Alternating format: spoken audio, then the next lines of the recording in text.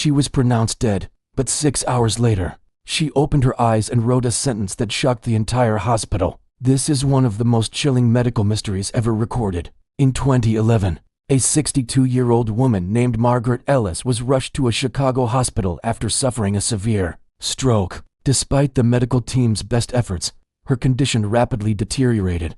At 11:07 p.m., doctors officially declared her dead.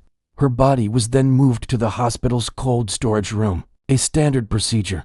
But what happened next was anything but standard. 6 hours later, a security camera in that very room captured something impossible. Margaret Ellis, the woman who had been pronounced dead, opened her eyes. When a hospital staff member discovered her, he immediately called for help.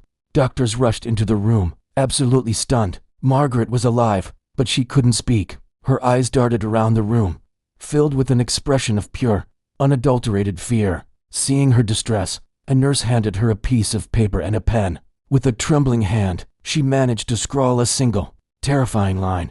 "Don't let them know I'm back." The moment she finished writing, her body was racked by a violent seizure, and she slipped back into a deep coma. The medical staff was baffled.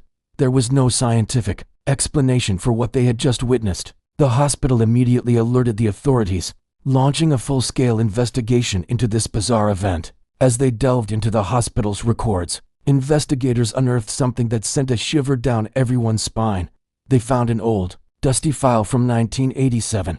It detailed the case of another woman, also named Margaret Ellis. This woman had also suffered a stroke, had also been declared dead, and had also mysteriously come back to life 5 hours later. The parallels were uncanny, but the most frightening discovery was yet to come.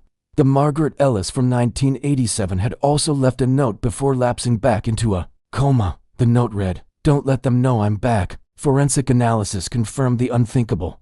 The handwriting on the 1987 note was a 95% match to the handwriting of the Margaret Ellis in 2011. How could this be possible? 3 days later, the Margaret from 2011 miraculously woke up again. The doctors cautiously approached her, desperate for answers. "Mrs. Ellis," one asked gently, "who are they?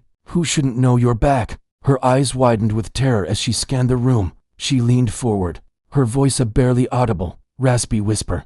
"They are borrowing our bodies." Her gaze fixed on an empty corner of the room, and she began to tremble uncontrollably. "They are here," she gasped.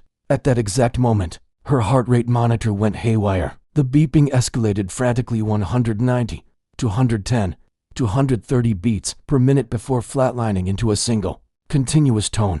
This time, Margaret Ellis did not come back to life. In the aftermath, the official records of both incidents were sealed and classified. The hospital never publicly spoke of the woman who died twice, but the story didn't end there. To this day, nurses working the late-night shift whisper about strange occurrences.